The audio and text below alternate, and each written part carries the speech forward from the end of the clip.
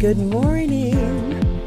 Well, we had some severe storms move through here just a little bit ago, so I wasn't sure if we were going to have power for me to be able to go live this morning. So it was kind of funny. We have a community, our small town has a Facebook page, so people will be, hey, I found somebody's dog. Is this yours? And this in the spring, they call it trampoline exchange program because when storms move through, trampolines get blown all over the place. So anyway, we were expecting a storm last night. So yeah, it's supposed to be worst further to the east of us, Fiona.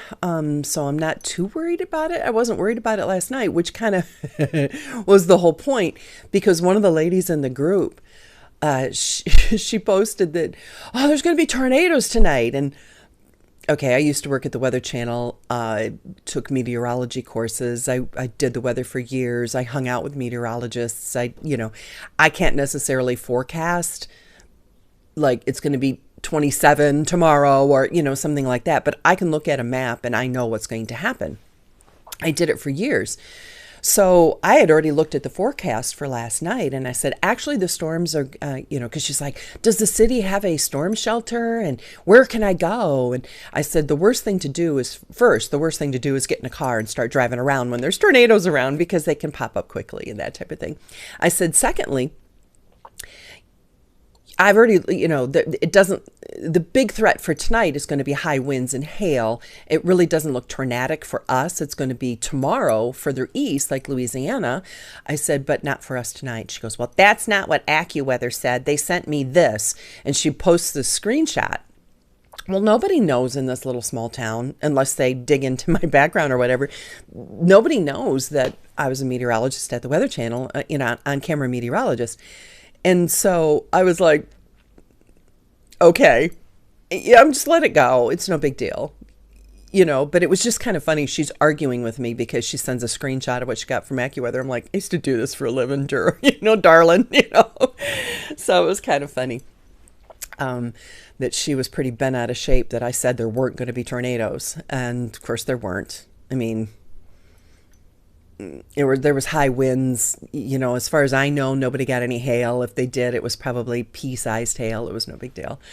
But she totally ignored the fact that I said, don't get in the car and start driving around in tornadoes. That's one of the worst things you can do. Find an interior room, go to some place with the windows. Bathrooms are best, because of the pipes. And I gave really good advice and she just totally blew it. Yeah, it's not worth the grief at all to argue with people about silly things. So anyway, that was kind of funny. But yeah, we were expecting something last night, but I got up this morning and there was the ground is wet. Woke up around 4:30 when somebody dropped something. I don't know if they were on their way to the bathroom or what happened, but it's one of those things where you wake up and you don't know why you woke up. You just woke up because you heard something. And so that was a little bit, there's too many movies showing people trying to drive away from twisters, Fiona. That's part of the big problem, I think, because people think they can do it. When I was working at the Weather Channel, one of the people I worked with, Dennis Miller, was called to be an advisor on, it was a movie with Helen Hunt. It was about tornado chasers. And I think it was called Twister, actually. Come to think of it. Let me look that up really quick. Helen Hunt. Yeah, it was called Twister. And 1996. So he was actually a consultant on that movie. And I remember him coming back so disgusted because they were doing like these scenes of cows flying by and cars just whirling around, but it was done for effect. But he's like, why did they hire me as a consultant if they weren't going to listen to me? I said, well, because they can say they hired you as a consultant. So it was a really good movie, actually. Good morning, Joanne. Thank you so much for your text message yesterday. I've got my teacup now too. Yeah, it was a good movie. I think I've watched it a couple of times, but that was back in my heyday in the 90s. And so he was, like I said, Dennis Miller was a consultant for it. So also, I'm going to be shooting a video later, but I won AirPods. So nice. I had no idea that these things were so cool. They're really, really cool. And as soon as you put them in, and see, you really can't see them. So, but as soon as you put them in, they know they're going into your ears and they turn on. And then as soon as you take them off and put them in their little charger case, they turn back off. So you don't have to remember to turn them on and off. Now, I don't have them here. Oh, doggone it, I left them out in my meditation spot. I have some aftershocks, which are, they use the bone, your mastoid bone.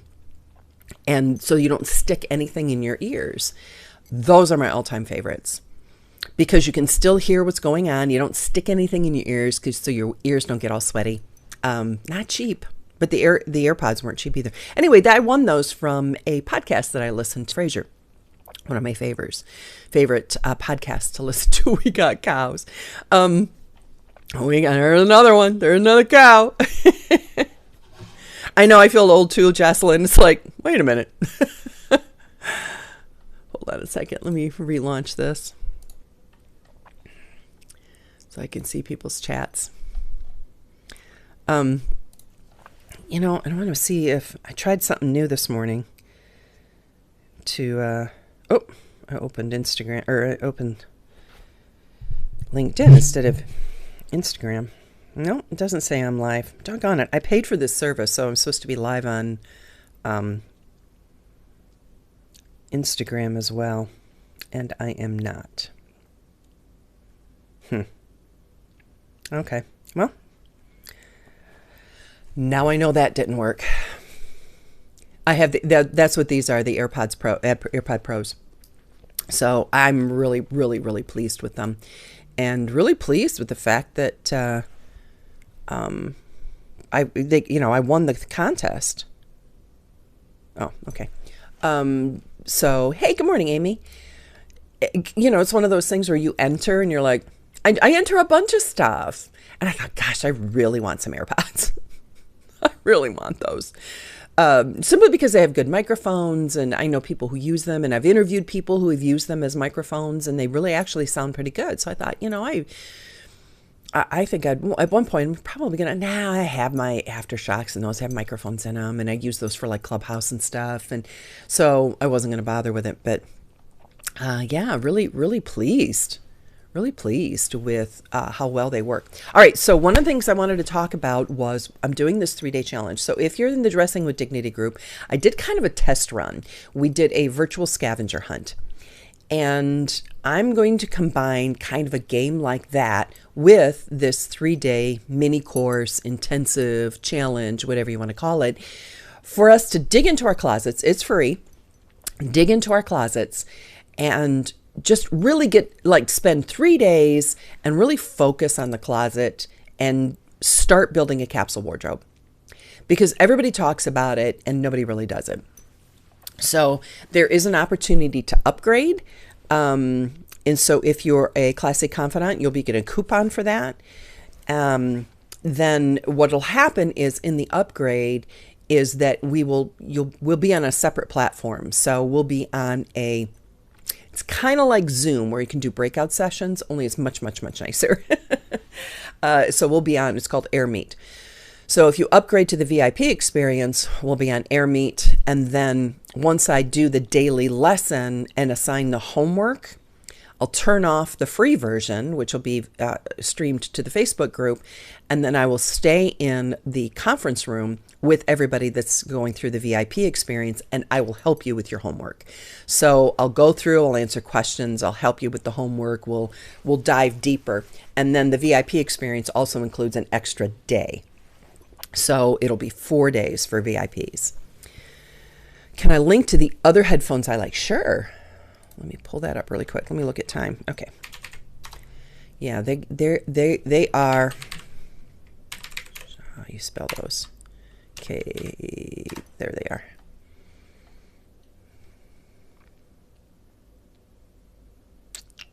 Where are mine? Oh, I should just go to orders.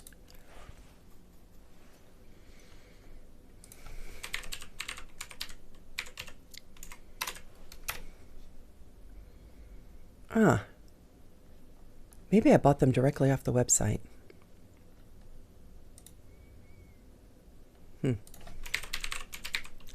All right, I'll find them. And then I'll put them in the, because these are not the good ones. These are the good ones. I've tried a couple. My son has a pair and I have a pair. So they're not cheap. I think this is the one with the smaller headband. Yes. Now you can get the cheaper versions.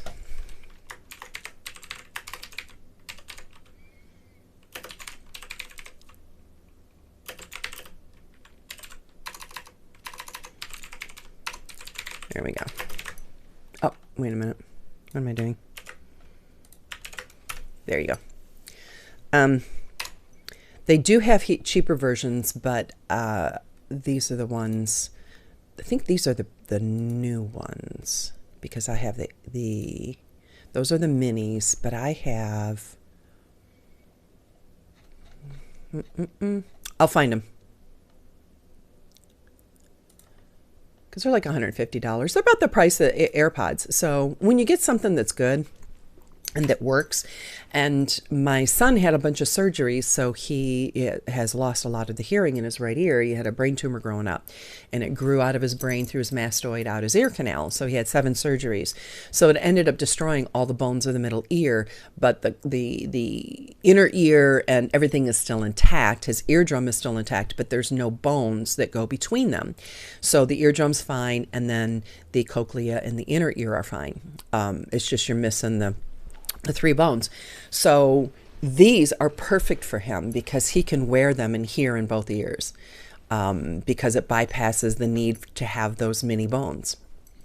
So hammer, anvil, and stirrup until I became an expert on the brain and inner ear and middle ear and ear canal and everything in between. I was kind of, after a couple of surgeries, I did so much research. I remember going in and interviewing surgeons, and they're like, "Are you an ENT?" I'm like, "Nope, I'm a mom. I just do a lot of research." You're welcome. So yeah, I'm crazy. Oh, goodness gracious. Get the chat and I'll lose track of time. So anyway, I will come back at the end of this interview. This is with Izolda Trakhtenberg, and she is a former, she worked at NASA for 26 years. And her and I, we talked for 2 hours, one of those 5-minute pre-interviews that turned into half an hour. I'm like, we got to record this thing. We recorded this interview plus the bonus for VIPs. And then we talked for another 2 hours after that. We have so much in common. And my audio guy who edited this and then remastered the audio for the podcast said that, he said, "You know, I love you. She had great information, but you have a great voice and she has a great voice." And I was just kind of mesmerized with your voices. So try to get beyond the voices. So anyway, here is my interview with Izolda Trakhtenberg. Welcome to Coffee with Colleen. You're going to be really pleased with our guest today. We've been spending a few minutes chatting and exchanging our backgrounds. Our guest today is Izolda Trakhtenberg. She ditched her very exciting career at NASA as a master trainer in pursuit of even more thrilling career, freedom. Her goal is to help you supercharge yourself and your every employee to new heights of innovation and growth through her innovative Aim High framework. She helps her entrepreneurs and business leader clients develop skills to be agile, innovative, and mindful, individually and with their communities. I'm so pleased that you are here, and there's so many directions we can go. I just don't know where to start. Oh, no. Oh, no. That's a bad way to start a podcast. That doesn't bode well. Exactly. This is going to be a crash and burn. So basically, there's so many things we talked about in the pre-interview, but I really want to kind of focus on your Aim High framework, where you talk about agility, innovation, and mindfulness. And a little bit later, I want to talk about some of your background and how that works into this. But tell us, just to start, just give us an overview of the framework. Absolutely. First of all, thank you so much for having me. This is such a pleasure. The Aim High framework is actually really simple. It's the process of building an agile mind that has room and time and space to be innovative. And mindfulness gives you the chance to act on those inspirations because you're more present and aware of them when they arrive. That's really all it is. I broke it down into agility and innovation and mindfulness because we can't, I think it gets hard to jump in with everything you have. Instead, we want to have a little bit of a breadcrumb trail, a little bit of a path to follow. And the first step is to be agile, is to be aware of what's going on. And there are skills that we can build to help us hone that so that we are present and flexible when inspiration strikes. So one of the first things that comes to my mind is we live in such a fast-paced society that we don't slow down enough to listen and become mindful. And I think that's why mindfulness is such a big thing. So I think I'm going to start at the end and say, okay, let's start with mindfulness, because I have found for me personally, that's a huge thing. So how do you encourage people to become more mindful, and how do they do that? What steps can they take? It's a great question. And it's funny because aim high is wonderful. MIA sounded a little bit missing in action-y for me. So that's why I didn't call it that, because mindfulness actually does come first. And the way it comes first is you build those skills. And it's so funny that you ask it this way, because to build mindfulness in a really fast-paced society, you have to go slowly. And so we need to take time to slow down. And it doesn't have to be a long time. There's this attitude of, oh, if you're going to become mindful, you're going to have to spend an hour and a half every day sitting still and not doing anything. And that's just not true. Especially for most of us, we're too busy to sit down for an hour and a half every day and go om. Not that there's a problem with that, but at the same time, it doesn't have to take that long. It can be something that you do for 5 minutes every morning and 5 minutes every evening. And it's really simple. The simple step is to sit, be still, and focus on your breath. That's it. You don't have to do a lot in order to reap the benefits. And one of the things that I encourage all of my coaching clients to do is first thing in the morning, before you put your feet, on the floor, sit up in bed, tuck your pillow back behind you, and just sit for 5 minutes. Let the day wash over you. Let the morning wash over you, and pay attention to what you're thinking. Pay attention to what you're hearing and how the sheets feel on your skin. Everything like that can be something that increases your ability to be mindful. And then there's a really simple and wonderful technique, and if it's okay, I'd love to share it with you. Please. That Navy SEALs use this same technique to relieve stress. And you may have heard of it, and it's wonderful because what it does is it allows you to awaken what they call the parasympathetic nervous system. We have the sympathetic nervous system. That's that fight, flight, or freeze. You may have heard of that. It's like, oh, danger's coming. What do I do?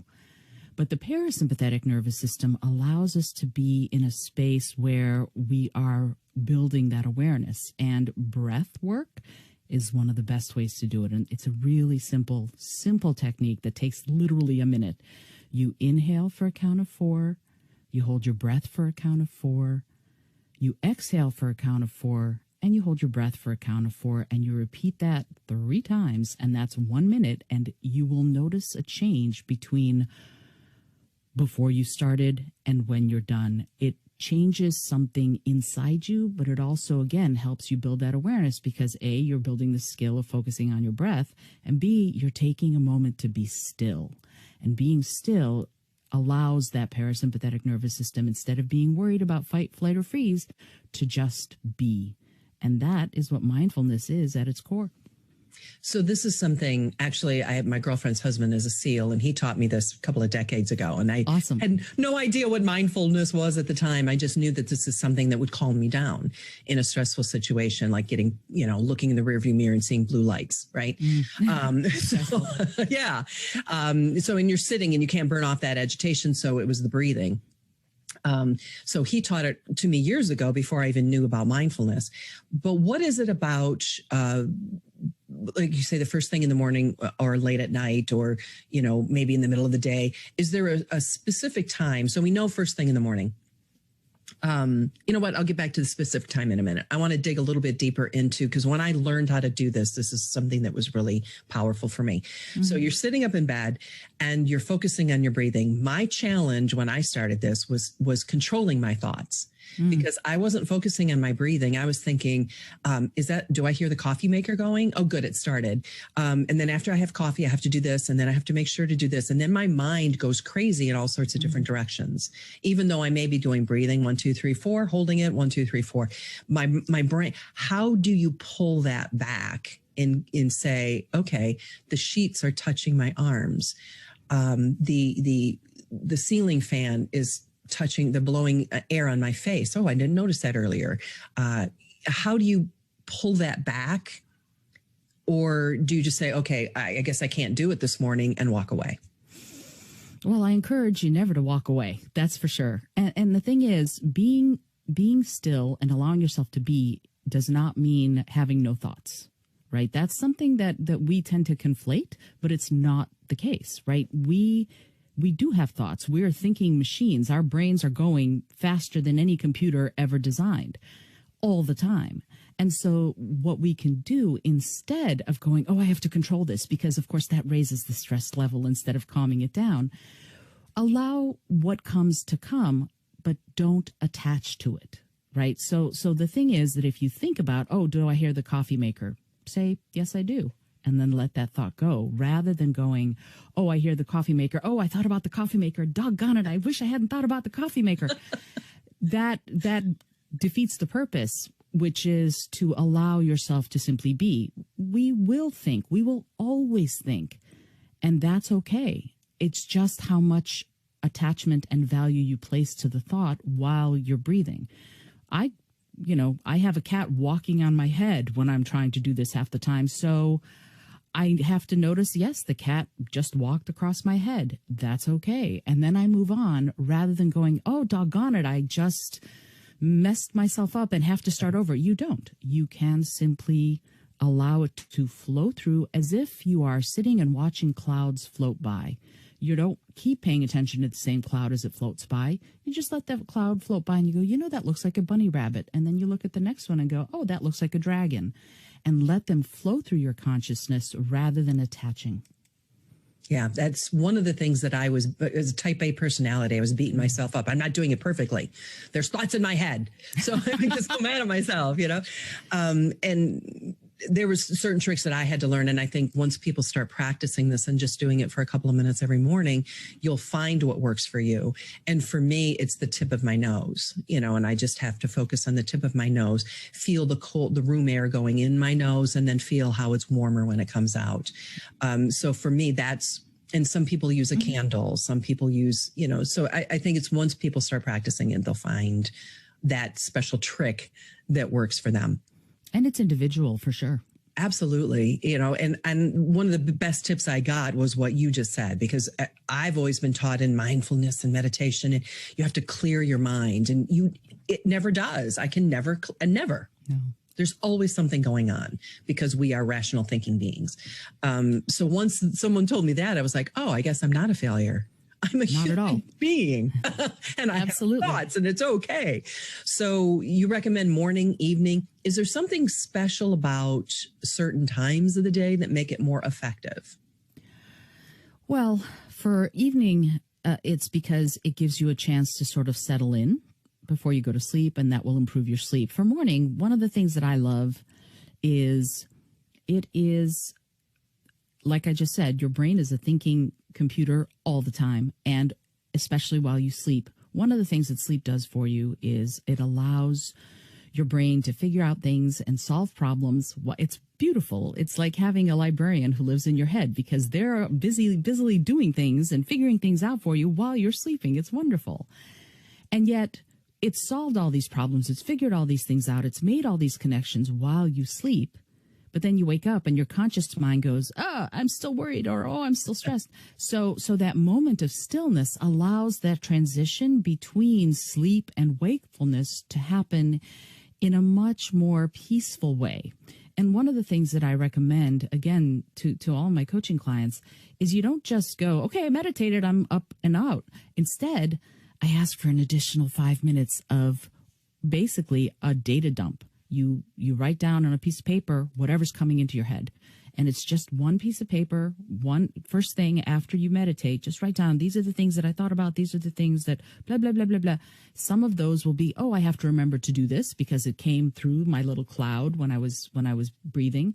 And some of it will be things and ideas that came through from sleep into that wakeful state. So noting them down for yourself. And I have these little different kinds of doodles that you can put. Oh, this was an idea, and I put a little spiral. Oh, this was a to-do list. I put a little hashtag when I go through afterwards. And that way, all of the things my subconscious was trying to tell me from sleep into wakefulness are there because I became mindful and then wrote them down. And that's one of the things that helps me especially to keep things moving while at the same time staying pretty peaceful through that process. And helping to organize your thoughts to start the day. Absolutely. But instead of waking up frazzled or, thinking about coffee. So do you do the same? Like, don't diss on my coffee. I was going to say daily. What do you think this is? That's right. You can put anything in that cup, by the way. I won't tell. I won't tell if you don't. So at night, do you do the same type of thing? Do you say, as you're lying in bed and you're unwinding, then do you give your research librarian a task for sleep? Do you go to bed with a task in mind? Absolutely. And a couple of things, this little journal that I created for myself, it's called Get Your Stuff Done. It's very simple. And so at the end of the day, I write in the journal before I do my mindfulness practice, and I do my day's wins. What did I win today? What did I accomplish? And I do a check-in. Where am I right now? Because I think it's important for us to have that both the wins and where I am in the process there, something we can look at. And then I do a tomorrow I will, and I write that down for myself. So it's not a to-do list. Mm-hmm. It's more an intention. And I set that intention by writing it down, and then I take it into my mindfulness practice and go, this is what my focus will be. And then I just let my subconscious do its thing, because then I just breathe and then I go to sleep. It becomes a nice way to have that cycle keep happening, again, in a more stress-free kind of way. I used to be a very stressed out person, and it's not good for you. So I had to make changes. No, stress is, I was watching a documentary the other day that a cow, when it's stressed, and stress to a cow can be as little as being separated from its herd. Within hours, they can develop pneumonia and die. Wow. From the stress of just being separated from their herd.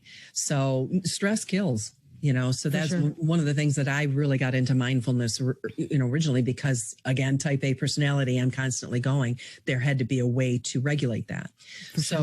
And I do the same thing at night. That's why I wondered, is I ask and say, okay, this is my intention. This is this is a problem I'm trying to solve. So I just turn it over to my research analyst overnight and just give it to my brain and let it work on it.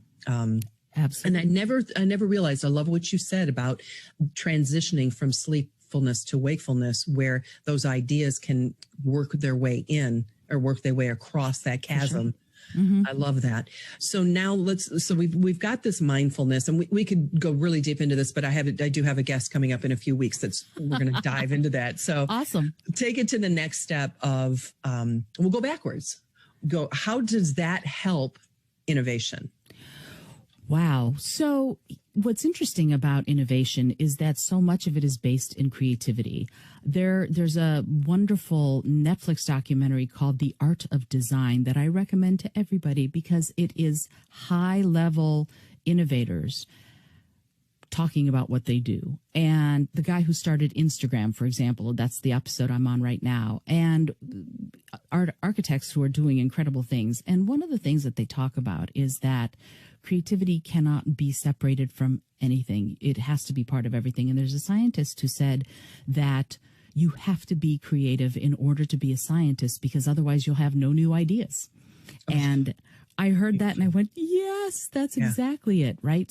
So how does all of this, how does mindfulness drive innovation? Well, imagine that state of sleep to wake, right? That we were just talking about with mindfulness. That state is your subconscious. My inner librarian is Edna. That's her name. And she looks curiously like Edna Mode from The Incredibles, if you know who she is. That's who I envision when I talk to her. Anyway, so I give her problems to solve. I give her ideas for everything from the next book I want to write to the next song I want to sing, whatever it is.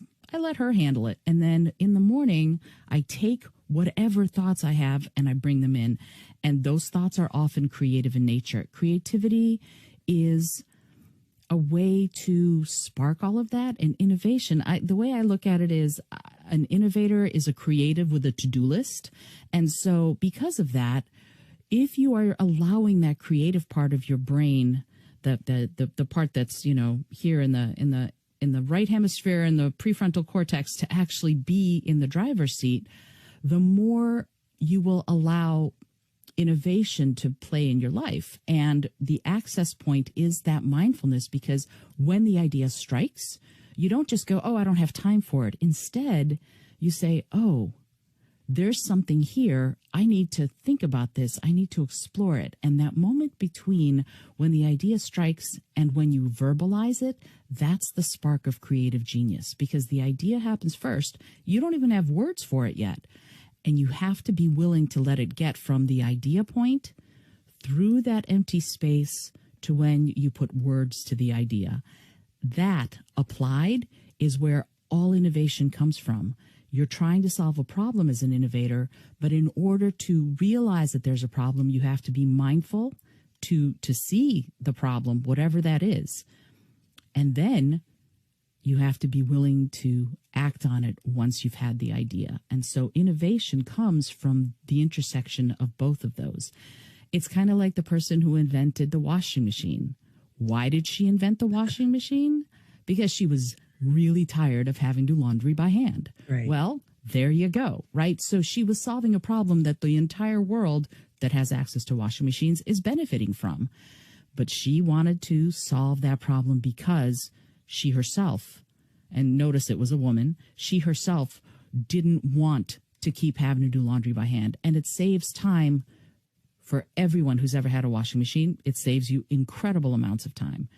Where I grew up in the former Soviet Union, my first few years, laundry was a big basin and you scrubbed with your hands. That's how we did it. So when I first saw a washing machine, it was a hallelujah moment because wow, from now on, I wasn't going to have to do that anymore. I used to help my mom with the laundry. Didn't have to do that anymore. It revolutionized how my mom spent her time and consequently how I spent my time. Mm-hmm. So that's a big deal. And that's what innovation allows us to do, is it allows us to get to that place of freeing up time for all of the other cool things that we want to be doing. So what do you say to someone who says, but I'm not creative? I'm left brain. I'm just not a creative person. I love that question. So because I work with NASA scientists, right?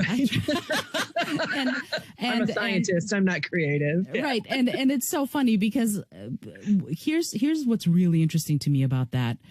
The flip phone, the first cell phones, the flip phones, they were inspired by the Star Trek communicator. The person, literally, the Nokia flip phones, they were inspired by. So we needed to have someone creative think that up for Star Trek, but also we needed to have someone who was potentially, arguably, a very technologically focused person go, I know what we could do. We could make this in real life.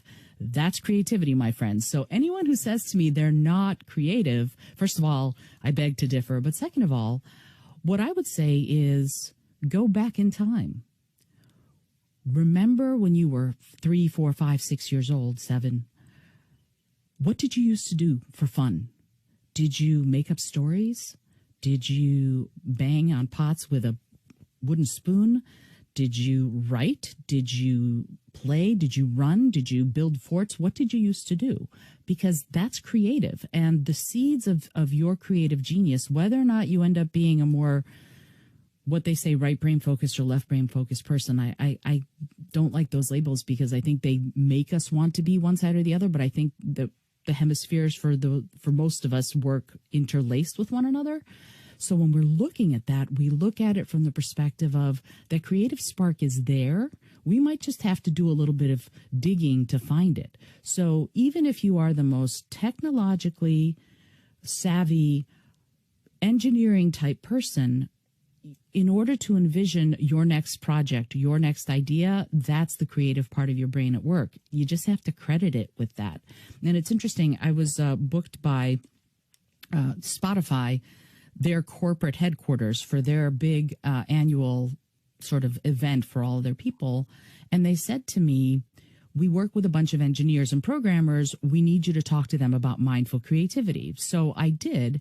And one of the things with mindful creativity is that these engineers hadn't thought about that they were being creative when they program, because we think of a programming language as prescriptive. But when you're in that space and you're going, how do I envision it? How do I imagine not just the user interface of something, but the user experience of something? That is a very creative process. So anybody who says to me, oh, I'm just left-brained, I'm not creative, I would first ask them to investigate and discover where those spots in their life are that they're already being incredibly creative that they may not realize is a creative act. Right. And I think I like how you said go back to when you were a child, because somewhere along the line, and I can pinpoint the exact person, somewhere along the line, somebody said, you're not creative, or you're not an artist, or somebody shut you down. And as a child, we hear those things as facts. And then we just label that. And we talked earlier about, like my degrees are all in science. I've got a degree in chemistry and psychology and math, right? But I was also a musician, which is considered creative. But I read the notes. I played the notes that were presented before me, and I started with viola, so that was fine. Orchestral music, you write, that's very prescriptive. But then I went into saxophone, and they put me in a jazz band and said, go for it. Have at it. And I didn't know what to do. I said, teach me to be creative. And the same thing happened. It didn't happen until I turned 50 and I went back to college and I got a degree in graphic design. And because I wanted to explore that creative side of my person in my brain. And my instructor said, I want you to create, instead of doing one logo, I want you to give me 100 different logos. I went, I can't do 100 of these. And she said, yes, you can. And so what she showed me was that was being creative. And I had labeled creativity as something different. So I find now when I work with people, when they say I'm not creative, I'm like, oh yeah, you are. Trust Absolutely. me. You just don't think you are, Yeah. And so I like how you pointed out with an engineer and the flip phone, and in taking that to the next step, and that innovation is all part of that creativity. So after you do this whole mindfulness, is this where some ideas start coming, like new ideas? Do they slip in, or do you take that time when you're mindful to say, okay, now I'm just going to think about a new idea, or what are my new ideas? Or does it just come to you and that's when you write it down? You get to a point, I think, where they start coming fast and furious. So at first, you might be frustrated a little because nothing's coming. I don't know. I'm facing a barren desert, and deserts aren't barren. But that's my NASA Earth Science master trainer persona coming out for a second.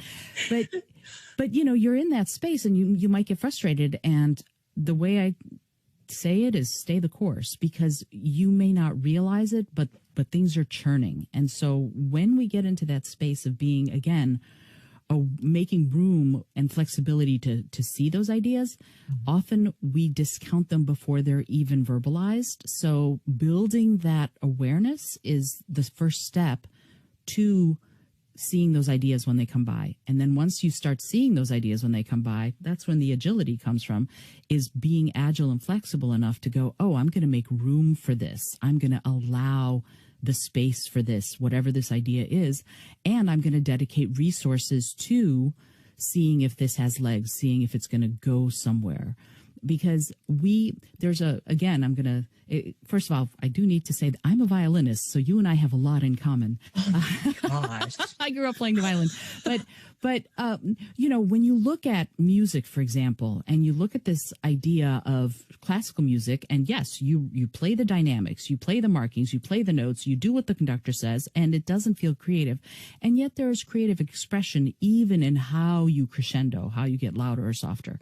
And yet, when you started playing saxophone and I started playing fiddle instead of the violin, so different kind of music, but with the same instrument, I had the same trouble. And you have to allow yourself the freedom and the courage to experiment. And that's a lot of what this is that we must, in order to be innovators, in order to solve these problems in our lives and in our work, be willing to fail. And be willing to experiment and be willing to try. And my first attempts at writing music that I was going to play or improvising when I was playing, I take my fiddle and I go to Ireland and I play in Irish music sessions and everything is improv there. Yeah. And go to the club. Yeah. Exactly. You drink for free. If you bring an instrument, you drink for free. And I don't really drink, so I was drinking a lot of water. But anyway, so the thing is, the first few times, complete and utter failures. And I had to deal with that. I had to deal with the fact that, I wasn't 100% successful like I was used to being. As a violinist, if you can play the piece, you're good to go. But as a fiddler, it's a very different story. And we have to get to a place where we are allowed and even encouraged to fail. Elon Musk says that all the time. He himself says, I fail all the time. It's okay. Why? Because 1,000 failures gets me to that success. And that's the point of this, is that we give ourselves permission to experiment and try. Scientists do too. I mean, imagine a scientist who went, I don't know if it's going to work, so I might as well not try. The whole point of the scientific method is to go, I wonder if this would work. How would I test that? Let me build an experiment. And then once I experiment and see if I support my hypothesis or not, can I repeat it? Is it repeatable? And that's when you know it's real. Is not just the one fluke that may have worked, but is it repeatable over the long haul? You know this. You have a degree in chemistry. So it's interesting when we look at this. It's a real shift away from what we think is the correct way of doing things, with air quotes intended. Air quotes, big time, yeah. Exactly. And what is the best way for us to be present and innovative and creative in our lives. And I think courage is the word you hit. Courage. And absolutely, we don't want to make mistakes. We don't want to look foolish in other people's eyes. So that all comes back. And I got to tell you, when I started doing my meditation and practicing mindfulness, and maybe it's part of being the age that I'm at, but I don't really care what people think anymore. Good for you. So it's like, whatever. I tried it. It didn't work. And then you get a couple of emails and like, yeah, you try it, So I go back to the Teddy Roosevelt quote. It's the people that are in the arena with you battling that matter, not the hecklers in the crowd. Right. So I'd rather be shoulder to shoulder bleeding with somebody than, listen to hecklers. So But anyway, so that goes back to the whole courage thing. So, and there was something else you said that I wanted to pick up on, and I can't remember off the top of my head what it is. So anyway, moving forward to the agility. So we got mindfulness, innovation, and then now you've talked about the agility. So working all these things together, do you think your journaling and writing things down physically is important? Or is it just to sit down and kind of go through in your head, okay, I've done this, this, and this? Well, for me, it's crucial. I think it's important for all of us because it's a way of seeing it. It's a way, they say that, your brain, writing it down, your brain gets a little extra oomph. Mm-hmm. It's possible. I think the studies on that are out there, and I have not read them fully. I could go to the NIH, I suppose, and figure that out. But the idea is physicalizing things, seeing them tangibly, helps them be more real. It helps them be more real inside your subconscious and your conscious mind, but also it helps you hold yourself accountable. That's a big part of this, is how do we, in this very busy life that most of us are leading, hold ourselves accountable to do the things we really want to do? because we don't always have time. And one of the ways to build time and space for it is to prioritize it. Well, how do you prioritize it? By making it tangible. How do you make it tangible? Write it down. There's a real nice flow to it that we can access if we start at the very beginning, which is allowing ourselves the courage to try in the first place. Absolutely. And I have read the studies, but but I also but I also know from my firsthand experience that there's a difference between typing it out on my phone, typing it out on a computer, or getting a pad of paper and a pen and writing it out by hand. And for me, it's the writing it out by hand that I have found really makes it stick.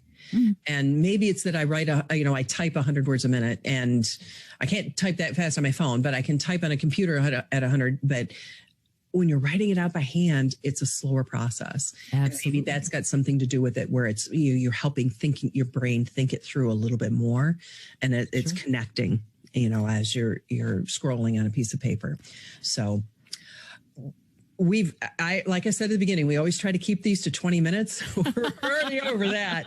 And I had like 3 or 4 more questions that I asked that are going to lead us down a bunny trail to another 20 minutes. So we'll save that for our VIPs. Excellent. So gosh, Izolda, we could have gone so many different directions. And I appreciate the depth of your answer, the clarity of your answers, and the actual tangible benefit that people are going to walk away from this interview today to be actually able to apply something really powerful to their lives. Thank you so much. I really appreciate that. Yeah, thank you for being here. And if you like what you're hearing and you want to hear more, of course, hit the show notes and you can get links to Izolda's page and some of her things, as well as if you want to hear more from her, of course, look into becoming a cappuccino and becoming one of our VIP members. Thanks for joining us this time, and we'll see you next time. Bye now. All right, so what did you learn? That Izolda and I both have a lot in common. She was absolutely delightful. And like I said, after the interview, we talked for another couple of hours. So make sure you pop over to her website, izoldat.com. Matter of fact, let me go ahead and put that in the... Oh, that's the wrong one. Let me go over here. I thought I already copied it. I thought I was all ready. There. That's actually the right link. Izoldat.com. And I know why she goes about. Trakhtenberg is not that hard to say. It's just a bugaboo to spell. And somehow I'm usually really good about copying and pasting directly from somebody's application form and things that they fill out. Somehow I spelled her name wrong on every single solitary one of the graphics. So I guess last week, the week before, Jennifer sent her all of her assets for the show. And she said, "Oh, that's great. Thank you. It's so complete. You spelled my name wrong." And so I just put a C instead of a K, and I put a U instead of an E for Berg. And I don't know why. I'm really particular about details. So we had to go through and spend almost an entire day by the time the graphics were redone, and then everything had to be reformatted and uploaded. And even that overlay, the overlay is supposed to be solid, and there was an opacity set on it. So you could see us moving outside of the squares. It was just, I said, boy, when you have this many problems with an interview, you know it's got to be good. So anyway, Izolda has some really good things to say, but also wanted to remind again, if you weren't here at the beginning, about our, where did it go? Oops, that's not it. It just faded to black. Huh. Gosh, I hate when this happens. Oh, here it is. The 3-day challenge. So the 3-day challenge is completely free. It's how to build a capsule wardrobe with clothing you already own. And I put the question to the people in my private group, and this is what they said they wanted to do. So that's the Cafe Club. So anyway, we are doing it starting Monday, and it's going to be how to put together the capsule wardrobe, how to find the right pieces, so I'm just taking you step by step on how to do it. And it's completely free. We're starting Monday the 22nd.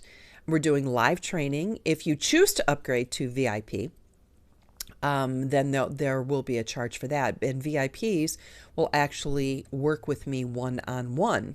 So all the details are on the website. So anyway, it's just going to be so much fun, and we're going to do games, and there'll be prizes, and I think it's just going to be a fun way to get our spring wardrobe going and getting it all together. So that starts on Monday. And what day's today? Wednesday. It's St. Patty's Day.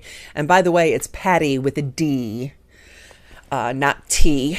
Patty with a T is either a sausage patty or a girl's name. And actually, Paddy, Paddy, is from Patrick, which is the Gaelic form of Patrick. Patrick with a T. Patrick is actually the anglicized version of Patrick. So that's why it's St. Paddy, because it's from the original Patrick. So I'm standing up for all of us Irish today and saying, please don't say Patty with a T, use a D. So anyway, there we go. So anyway, so the challenge is absolutely free. We'll be having a lot of fun. We'll be doing it in the Facebook group. I'm shooting a video today on exactly what it's going to be all about, and the upgrade and the VIP experience and all that kind of stuff. It actually was supposed to start this week, but boy, when we were out for a couple of weeks because of that storm and then all the damage, and it threw my daily schedule off. It threw me 2 weeks behind. And then the week after, the third week, so I was out for 2 weeks because of the storm. And then the third week I came back, I had to make up for all the appointments that I missed the previous weeks. And it just snowballed. So we were going to start a couple of days ago. It was supposed to start the Monday, the 15th. And on Saturday, I'm still frantically trying to put things together. And it just clicked in my head. I don't have to do it the 15th. I want to do it right. Here's my perfectionism again, right? I want to do it right. I want to have all the games finished and all the assets complete, and I want it to be pretty, and I want the workbooks to look really nice for the VIPs and all of that kind of stuff. So it just clicked in my head. I'm like, I don't have to do it the 15th. I'll just start the 22nd. So we postponed it to the 22nd. And now it's just like the weight of the world lifted off my shoulders. I'm so far behind. I'm a month behind on so many things because of the storm, and a month behind. And then I got a text from this gal. Now, if you follow me, if you're one of my classic confidants, 214-214-4995, text me. First of all, you get a coupon for the VIP experience as a classic confidant, but also I was saying in there, forget where I was going with all of this, because I started talking about the VIP experience again. Oh my gosh. I was saying something to my VIP or my classic confidants, and I forget where I was going with that. So anyway, but make sure that you sign up for the VIP or the VIP experience. Of course, I hope you'll sign up for that because it's going to be really exclusive one-on-one access. But I think the Facebook challenge, or the 3-day capsule wardrobe challenge, it will take place on Facebook or within my private. If you're a VIP, it'll be in my private Air Meet group, and it's going to be a lot of fun. Should have a good time, and we'll learn a lot, and everybody will get their closets all organized and get all our outfits ready to go for spring and summer. And or if you're in the southern hemisphere, for fall and winter, for your cold weather, while we're preparing for our warm weather here in the northern hemisphere. But it should be a really good time. So there'll be live videos and trainings every day, and then in the morning, and then the homework assignment, and then in the evening I'll do a Q&A section live as well if people have questions.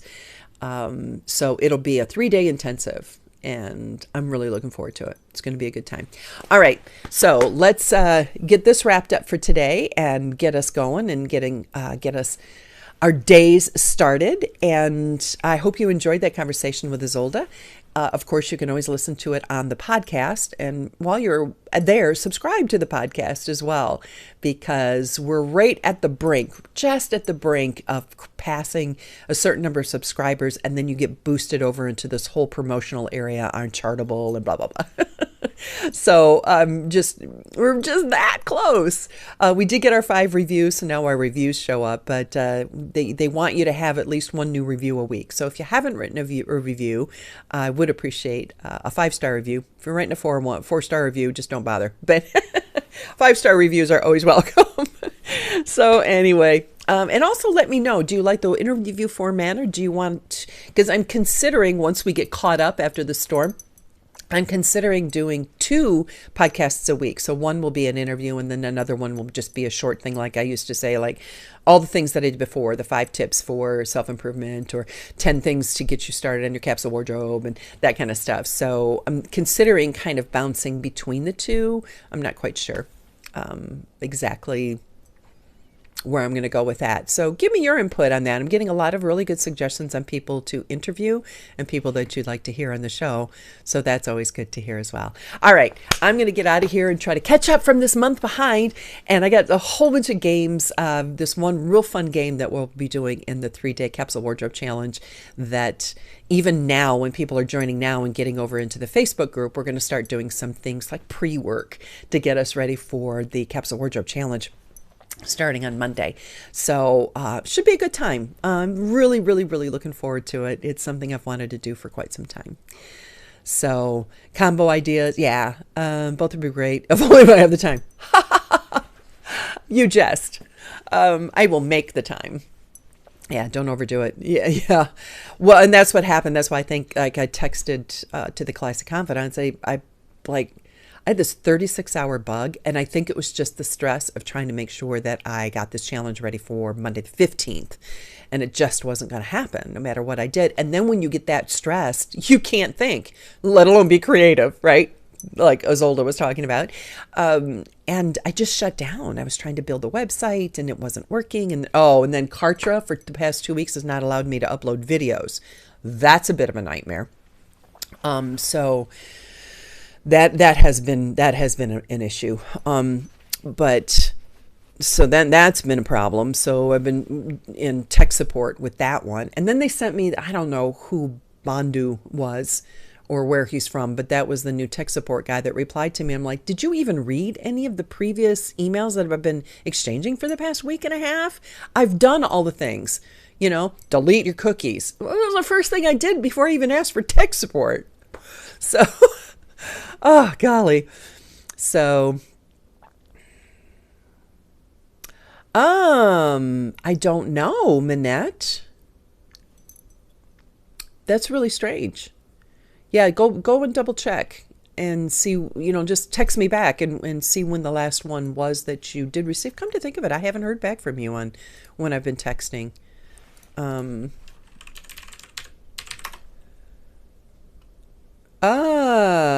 wonder if you somehow got unsubscribed. I'll send that to you shortly, Joanne.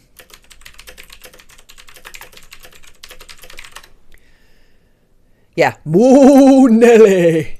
That's something like what my body said. My body smacked me down. What in the world are you doing?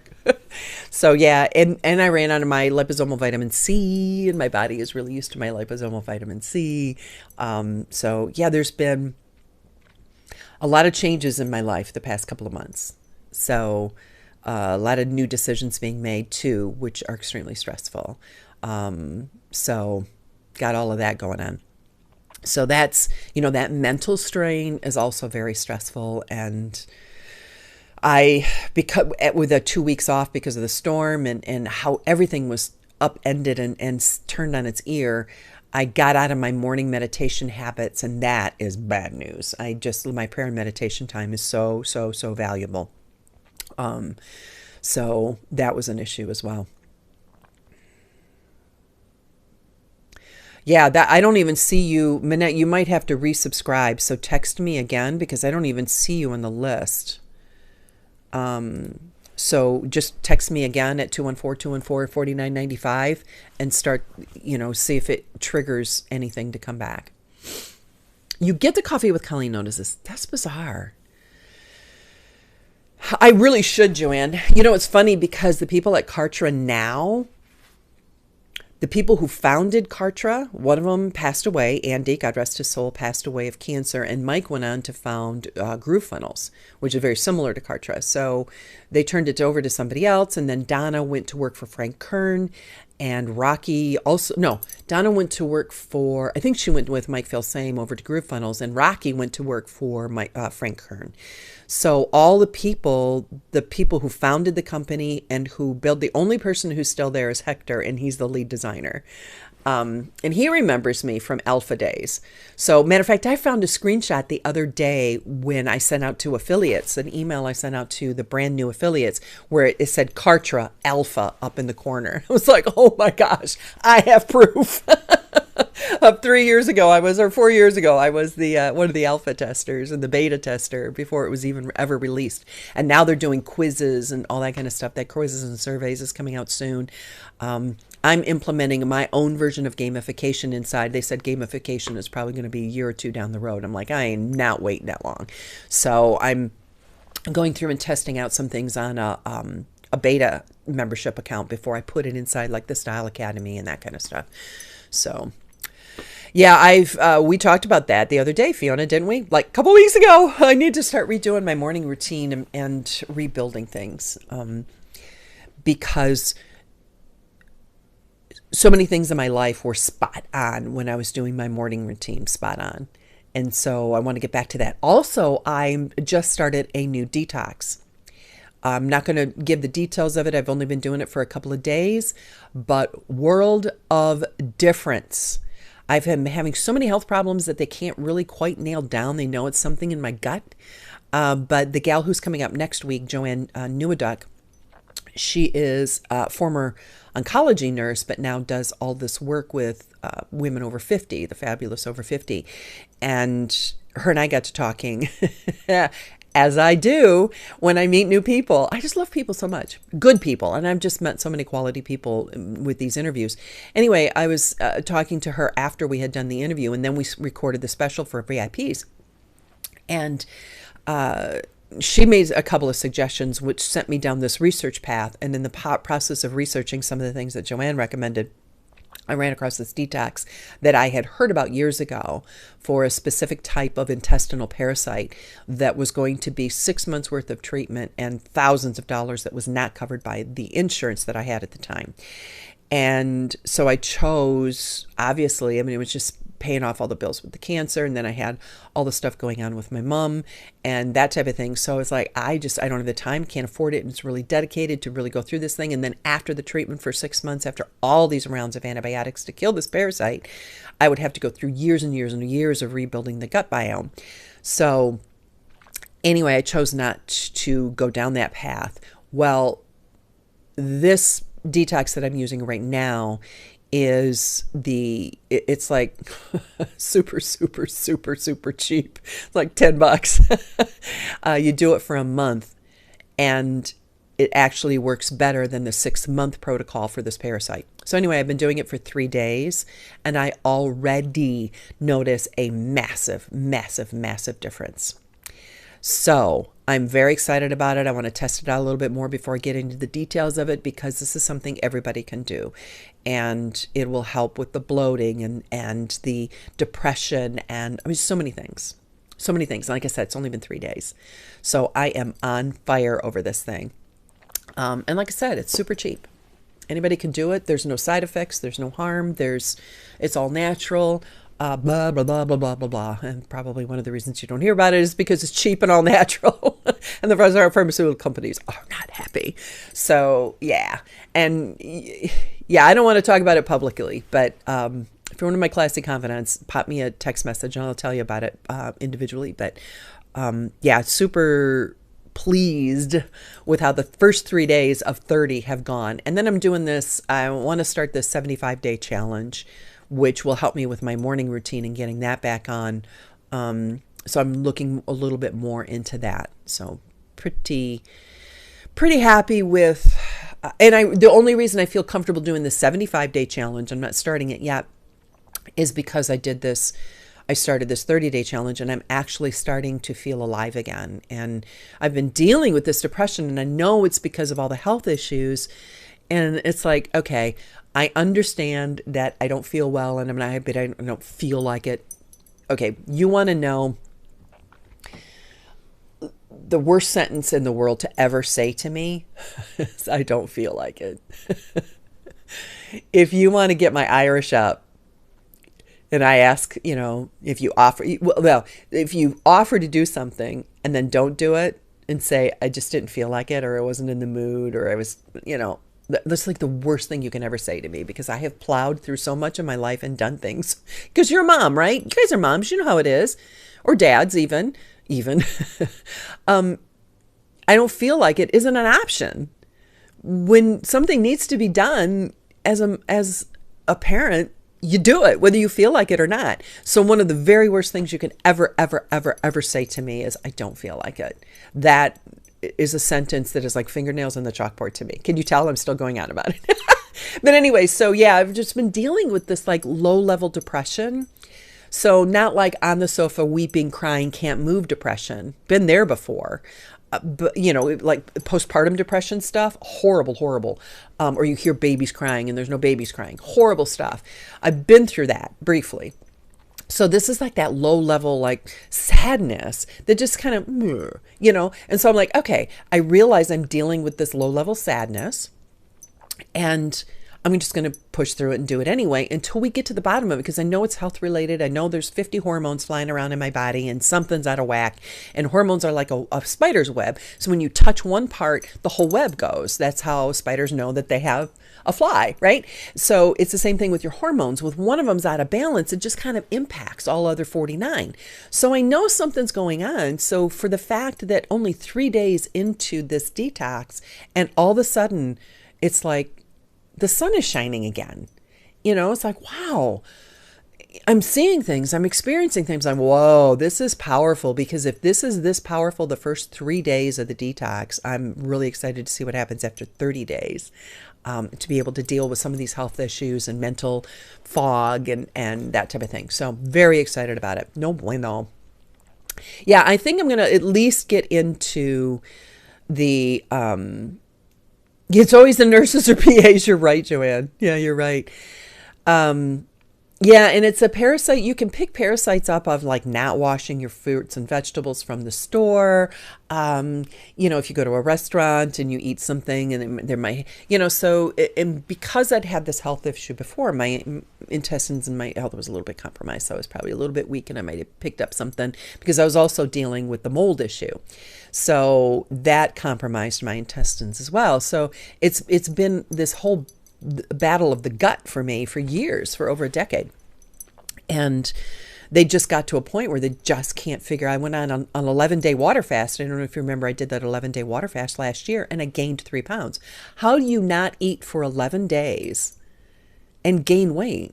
So, and it's just been this constant thing where the weight just slowly creeping up like a pound or 2 a month. It just creeps up, and they just were like, we're not quite sure what it is. And then when I talked to this gal from Canada last week or 2 weeks ago, whatever it was, and she recommended, and I went down this bunny trail of research on the internet, and lo and behold, this thing popped up. And I was like, you know what?